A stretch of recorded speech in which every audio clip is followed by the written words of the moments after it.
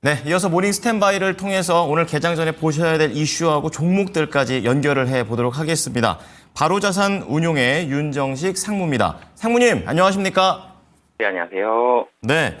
자, 미국 증시가 랠리를 계속 이어가고 있다 보니까 뭐 좋은 것도 있지만 한편으로 저 랠리가 어디까지, 언제까지 갈 것인가 이런 또 생각도 듭니다. 오늘 개장 전에 봐야 될 체크 포인트 어떤 게 있을까요? 네, 미국 증시 다시 좋아졌습니다. 이 엔비디아가 올랐고요. 엔비디아의 시가총액이 다시 2위가 됐습니다. 골드만삭스에서 좋은 레포트 나왔죠. 이 실적 좋을 것이다. 그러면서 주가가 강하게 상승했고 테슬라도 올랐고요. 사실 장 초반에는 매물이 좀 나왔거든요. 이 우려감들이 좀 있었죠. 사실 미국 시장이 금리를 많이 내린다. 그러면 또 경기 침체 우려감이 나올 수 있고요. 그리고 금리를 안 내린다. 그러면 유동성이 또 안 풀리는구나. 사실 좀 안 좋게 해석하는 경향이 아직까지는 좀 남아 있습니다. 그러니까 생각보다 반등을 빠르게 했습니다. 그러면서 낙폭을 빠른 속도로 많이 메웠는데 그럼에도 불구하고 여전히 시장 이후에 펼쳐질 시장에 대한 걱정들, 이 불안감들은 여전히 남아있는 상황이기 때문에 만약에 경기 너무 안 좋기 때문에 9월 B컷 하겠습니다. 이래도 주식은 한번 출렁일 거고요. 9월 금리 인하 가능성 좀 더 신중하게 생각하겠습니다. 이래도 주식시장 출렁일 텐데 적당히 잘 흘러가고 있는 것 같습니다. 이 9월 금리 인하 가능성에 대해서 매파적인 의원들이 비둘기파적인 발언을 하고 있는가 하면 9월 B컷보다는 점진적으로 또 금리 인하를 하겠다라는 의견 쪽으로 모아지고 있죠. 그러니까 시장 경제 지표가 조금씩 안 좋게 나와도 이제는 이전이 많이 비관적이었다라면 지금은 조금 비관적입니다. 경기가 좀 침체되는 것 같지만 그렇게 우려할 만한 정도는 아니구나 정도로 판단을 하고 있고 이 정도 침체면 9월 달에 금리 인하 하겠구나 9월 18일에 금리 인하 하겠구나 이렇게 생각을 하는 그런 경향들이 시장에 많이 펼쳐져 있습니다. 적당히 좀 넘어가는 그런 모습들이 펼쳐지고 있는데 근데 이 적당히에 대한 부분들은 이전 수준까지 올라갔기 때문에 여기서 더 많이 상승하기 위해서는 물음표가 좀 달려있긴 합니다만 여기까지는 비교적 잘 올라오는 그런 명분이 좀 됐던 것 같습니다. 이 미국 증시에서 좀 전에도 말씀드렸듯이 장 초반에 매물은 좀 나왔습니다. 경제 지표가 그렇게 좋은 건 아니었거든요. 살짝 떨어졌습니다. 그럼에도 불구하고 경기 침체 정도까지는 아니다라는 해석이 미국 시장에서는 좀 지배적이었고요. 그러면서 여기에 골드만삭스가 가세했죠. 엔비디아 호실적에 대한 얘기를 내놓으면서 호평이 나오면서 엔비디아가 큰 폭으로 상승을 했습니다. 물론 이제 종목별로 반도체 안에서 조금 갈리는 모습들 이전과는 좀 달라졌죠. 이전에 엔비디아 많이 오르면 반도체 다 같이 우르르 하고 올라가는 그런 모습을 보여줬는데 이번에는 그런 모습까지는 찾지 못하는 그런 모습이 있었고 엔비디아는 그렇지만 좀 강한 모습이 있었고 또 긍정적인 면 찾아보면 테슬라가 중국에서의 긍정적인 뉴스들로 인해서 이 테슬라가 같이 상승하는 그런 모습을 보여줬습니다. 엔비디아, 테슬라 상승했으면 미국 시장 하락하기 쉽지 않죠. 이 미국 시장 그러면서 나스닥 중심으로 해서 비교적 큰 폭으로 좀 상승을 하는 그런 모습을 보여줬고 시장 움직임들 좋았습니다. 그러니까 좀 전에 제가 내용을 좀 보수적으로 말씀드리긴 했습니다만 전약 후 강이죠. 그리고 미국에서의 기존 주도주들이 대체적으로 좀 좋은 모습들, 사실 종목별로 좀 엇갈리는 모습들, 이전에는 M7이 한꺼번에 같이 오르는 모습들이 많았는데 이번에는 M7 내에서도 상승폭이 좀 갈리는 그런 모습들이 좀 있었죠.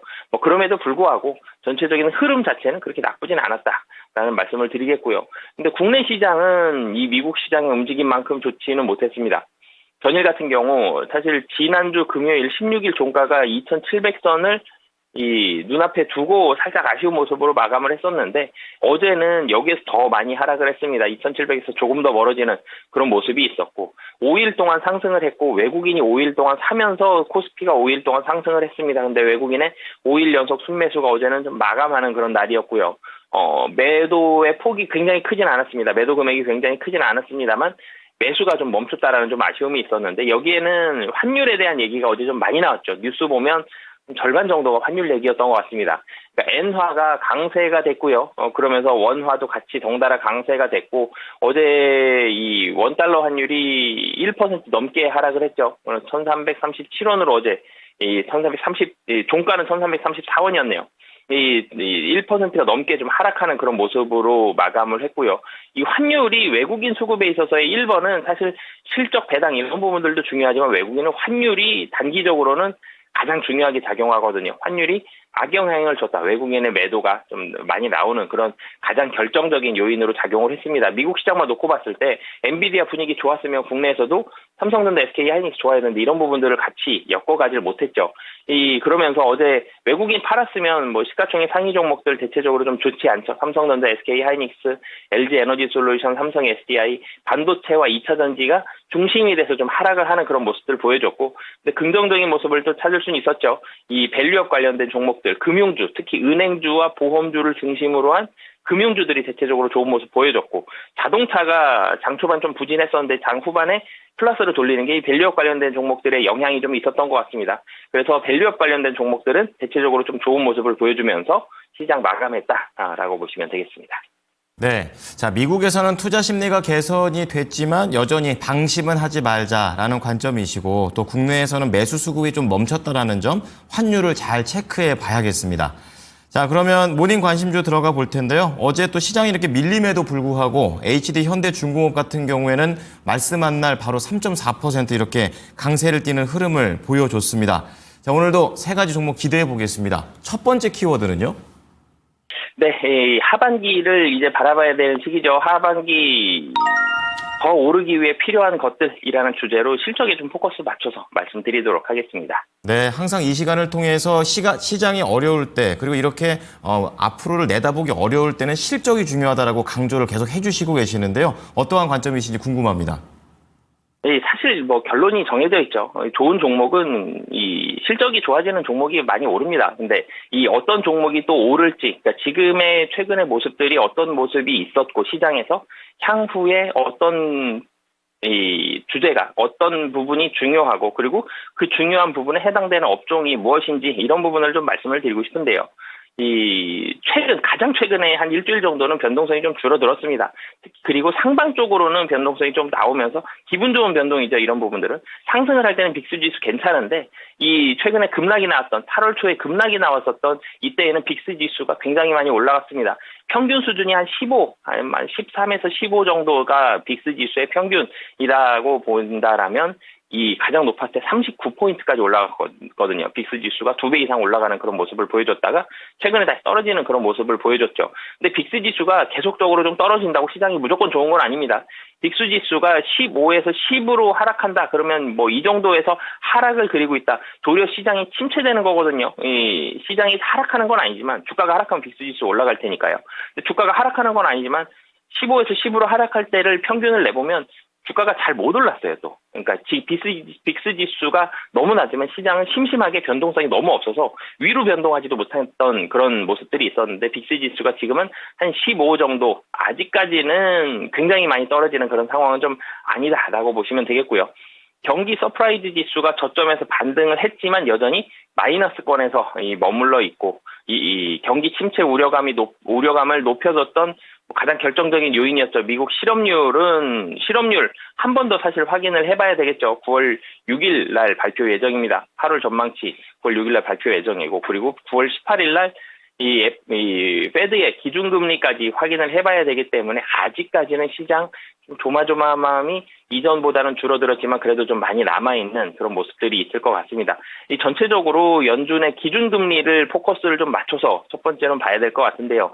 기준금리 인하 효과는 기준금리를 인하했을 때 누가 제일 좋으냐 그렇게 봤을 때는 인상했을 때 누가 제일 많이 떨고 안 좋아졌었나 이런 부분들을 좀 살펴보면 좋을 것 같습니다. 이 주거용 투자 그리고 IT 부분 이쪽이 사실은 굉장히 많은 변동성이 있었는데요. 특히 소프트웨어라든지 이 소재 업체라든지 이렇게 밸류에이션이 좀 높았던 종목들이 많이 위축이 됐었던 이런 부분들이 있었고 주거용 투자는 좀 급감하는 그런 모습들이 있었습니다. 주택 가격이 좋지 않았었죠.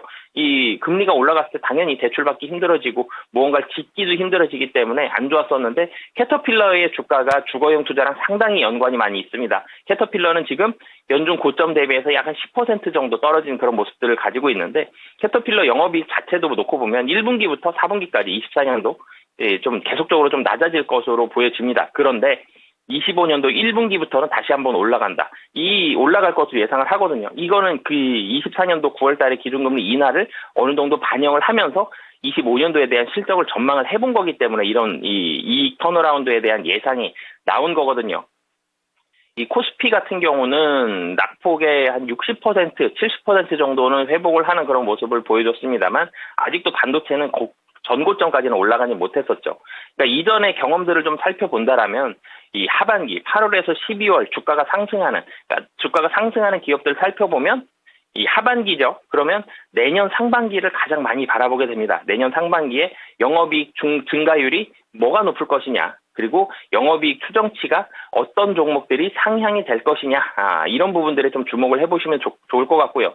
영업이익 증가율이 높은 업종이 대표적으로는 최근에 사실 이 종목들이 좀 좋았습니다. 조선과 제약바이오, 헬스케어 종목들이 상당히 좀 좋은 모습들을 보여줬고, 이 이유가 사실은 이 하반기 그리고 내년에 영업이익 전망치가 좋았기 때문이거든요. 그리고 그 외에도 좀 살펴본다라면 화학주와 좀 미디어, 이 부분도 내년도에 이 전망치가 좀 좋아진다라는 부분 보시면 되겠습니다. 이 관심 종목 말씀을 드리면 이 현대차 말씀을 드리겠는데요. 현대차 같은 경우도 내년도 이익 전망치도 상당히 좀 좋습니다. 이 시장에서 우려할 수는 있습니다. 환율이 좀 떨어지는 거 아니냐, 지금 원화가 좀 강세가 되는 거 아니냐. 근데 환율 효과가 이번에 이제 2분기 영업이익이 한 4조 2천억 정도 나왔는데 환율 효과가 한 3, 4천억 정도 되거든요. 여기서 일정 부분 줄어든다 그래도 영업이익은 여전히 좀 좋은 상태. 현대차 영업이익이 굉장히 좋은데 이 PBR이 0.6배 정도 좀 올라서 0.6배입니다. 여전히 좀 낮고요. 그리고 실적 좋고요. 그리고 주주환원책 어제 기대감으로 장 후반에 플러스를 좀 더 올려주는 그런 모습들을 보여줬는데 주주환원책까지 있기 때문에 현대차 관심 갖고 보시면 좋을 것 같습니다. 네. 자, 현대차가 다시 한번 20만 원 초반대까지 내려왔다가 최근에 다시 한번 폼을 올리고 있는 그런 상황인데요. 얼마나 목표가를 볼까요? 네, 사실 현대차 어제 차트상으로는 십자 모형 딱 그렸고요. 121선 조금 위에 가면서 이 좋은 모습으로 사실 마감을 했거든요. 현대차의 이 1차적인 목표가는 우선 28만 원에서 매물이 좀 나올 걸로 보여집니다. 28만 원에서 매물을 받아가면서 횡보하다가 결론적으로는 다시 한번 주주환원책에 대한 주목 받을 수 있고요. 실적 주목 받을 수 있기 때문에 길게 보시는 분들은 30만 원, 좀 짧게 보시는 분들은 28만 원 목표가 잡고 대응하시면 좋을 것 같습니다. 네, 장단기 목표가 말씀을 해주셨고요. 두 번째 키워드 넘어가 보겠습니다. 어떤 건가요? 네, 이 두 번째 키워드는 운송 섹터를 좀 말씀드리고 싶고요.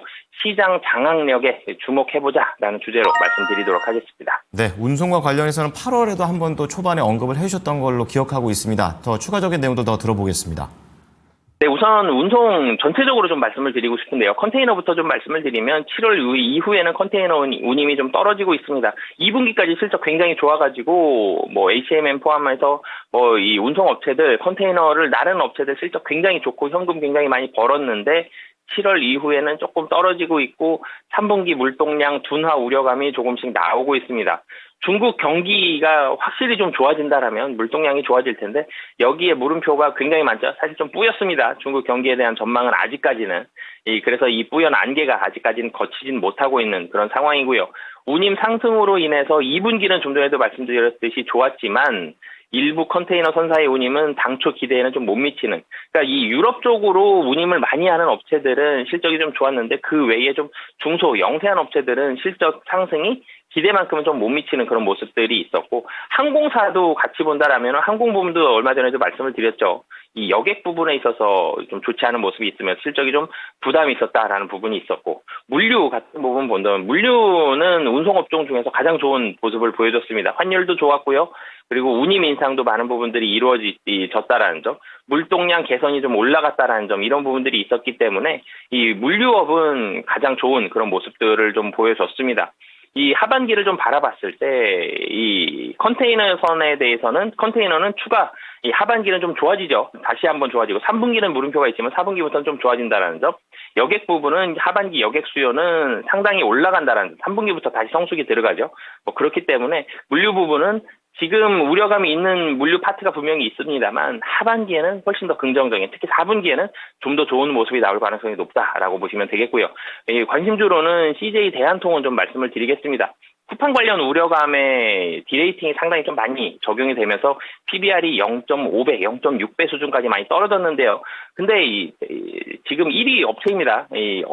물류 아웃소싱에 대한 수요가 굉장히 많이 올라갔죠. 이제는 물량이 굉장히 많이 올라가고 빠른 배송이 필요합니다. 대형 업체로 좀 더 많이 쏠릴 수밖에 없다라는 점, 1위 업체이기 때문에 굉장히 좋다라는 점, 그리고 이 많은 자동화를 이뤘습니다. 그러면서 수익성이 많이 올라가고 있다. 그렇기 때문에 아웃소싱 물류 확대, 그리고 1위 업체라는 점, 그러면서 수익성이 많이 올라간다는 점에 주목해 보시면 좋을 것 같습니다. 네. 자, 근데 CJ 대한통운 같은 경우는 어제도 상당히 좀 변동성을 보여줬던 하루를 지냈었는데요. 결국엔 올랐습니다. 얼마나 봐야 될까요? 사실 주가가 쿠팡 우려감으로 많이 하락을 했죠. 12만 원 정도에 머물렀어야 되는데 주가가 많이 떨어지면서 9만 원대까지 내려가는 모습들 보여줬습니다. 최근에 조금 일정 부분은 좀 반등을 했는데요. 1차적으로는 우선 121선이 버티고 있는 11만 원 정도까지 목표가 잡고 대응하시면 좋을 것 같습니다. 네. 자, CJ 대한통운이었습니다. 마지막으로 관심주 들어보도록 하겠습니다. 핵심만 부탁드릴게요. 네, 이 하이트 진로 좀 말씀을 드리겠는데요. 하이트 진로 같은 경우는 2분기 실적과 영업이익, 시장 기대치 모두 상회했습니다. 하이트 진로 하면 소주하고 맥주가 있는데 소주가 한마디로 잘 팔렸습니다. 그러면서 이 소주 성장과 비용 통제를 통해서 이 실적 개선이 있었고 하반기에 이 해외 실적, 특히 베트남 중심으로 한 기대감들이 하반기부터는 좀 나올 수 있다라는 점. 그래서 하이트 진로도 해외 쪽에 있어서의 모멘텀도 일정 부분 받을 수 있다. 그렇기 때문에 관심 갖고 보시면 좋을 것 같습니다. 네, 주봉으로 봤을 때 이제 다시 한번 이 박스권 상단에 도달해 가고 있습니다. 얼마나 목표가를 볼까요? 사실 22,000원 정도에서 매물이 좀 나올 수는 있습니다만 여기에서는 다시 한번 뚫을 가능성, 최근에 외국인 기관, 특히 연기금이 많이 사고 있어서 25,000원까지 목표가 잡고 대응하시면 좋을 것 같습니다. 네.